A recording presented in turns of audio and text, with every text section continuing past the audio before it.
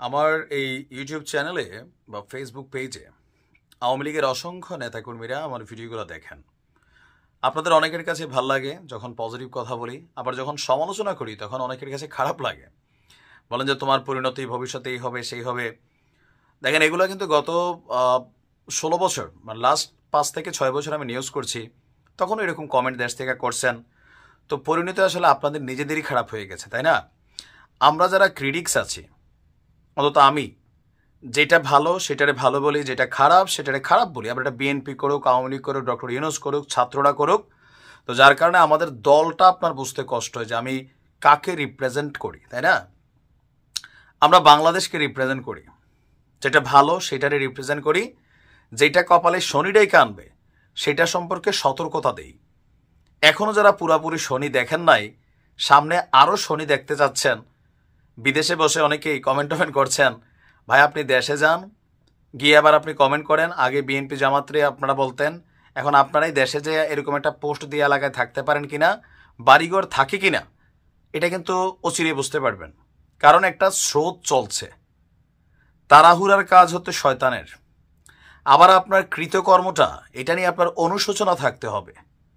জুলাই আগস্টে যা ঘটছে এটা নিয়ে আপনার ভিতরে যদি সামান্য অনুশোচনা না আসে, যে এখানে এতগুলো মানুষ মারা গেছে, প্রেক্ষাপট যাই হোক, সরকার পতনের জন্য রাজনৈতিক শক্তি চেষ্টা করবে, এটা খুবই সিম্পল।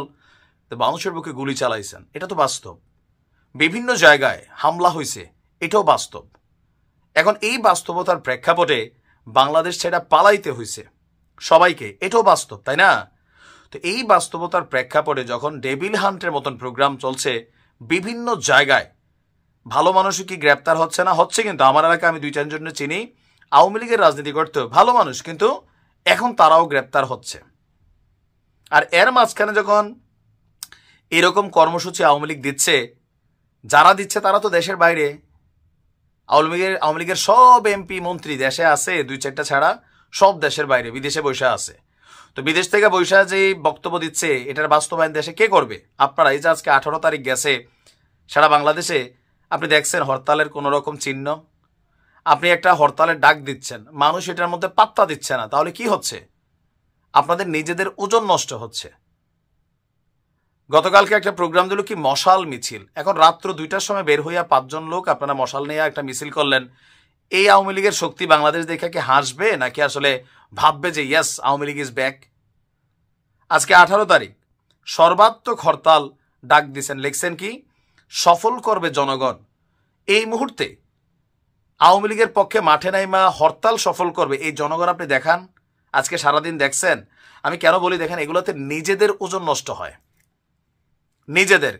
আর এটার একটা বড় অংশ গেল 16 বছরে করে ফেলছেন। দলের যারা প্রকৃত তেগি নেতা কর্মী ছিল সবাইরে দল থেকে মোটামুটি একদম সাইড করে কাইটা বাটে ফেলাই রাখছেন।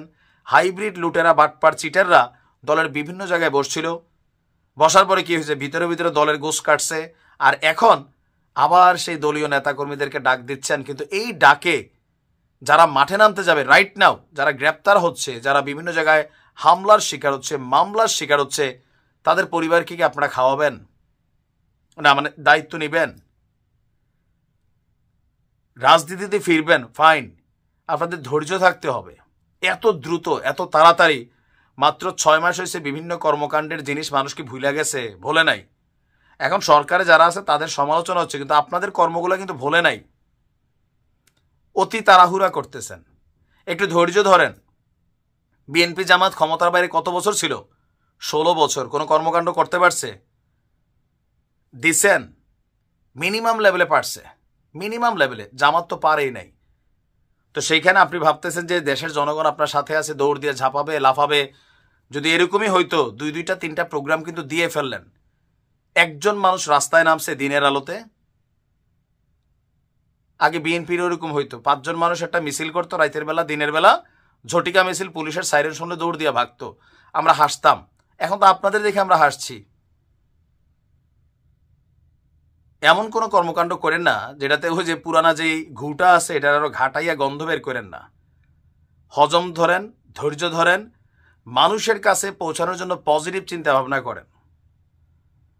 এই মুহূর্তে এখনো বাংলাদেশে ওই পরিস্থিতি আসে নাই যে আপনারা ডাক দিলে জনগণ রাস্তায় নেমে আসবে। বিএনপি নামাইতে পারছিল, জনগণ পারে নাই। ছাত্রদের সাথে একটা ঘটনা ঘটে গেছে, এটা আল্লাহর একটা ইচ্ছা ছিল, হয়ে গেছে।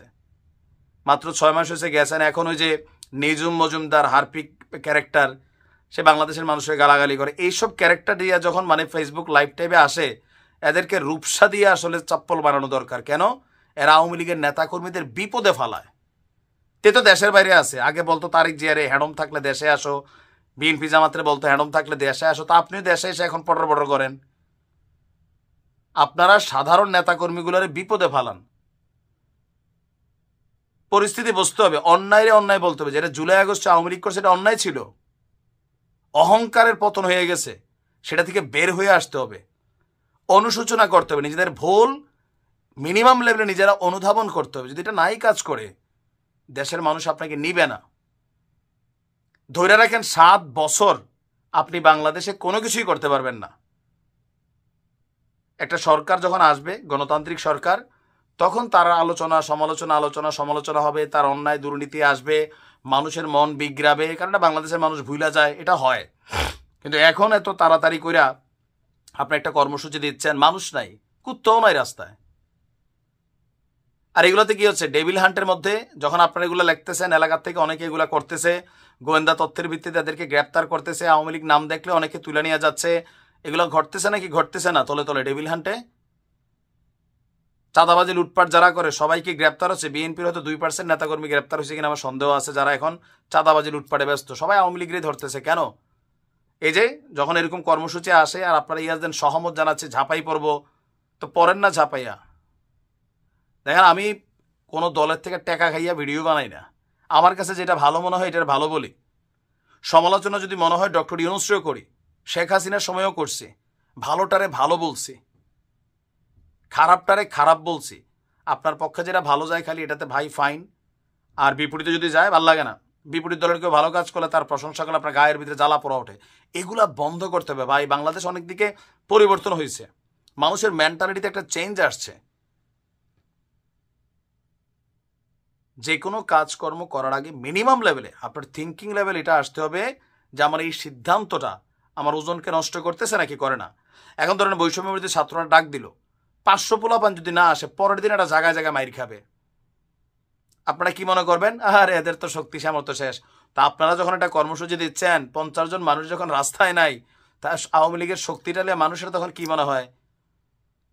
যারা এনটি আওয়ামী লীগ আছে তারা কি দেখে যে আওয়ামী লীগ শেষ, জয় বাংলা করে দিবে নামলে। সো মাঝে মাঝে মনে হয় যে আওয়ামী লীগের ঊর্ধ্বতন নেতারা যারা আছেন এখনও এদের মেন্টালিটিতে পরিবর্তন আসে নাই। আসবে, সময়ের সাথে সাথে সবই হবে। বুঝতে একটু সময় লাগবে, বাট বুঝবে। ঠান্ডা হয়ে যেতে হবে, ঠান্ডা। ভালো থাকুন।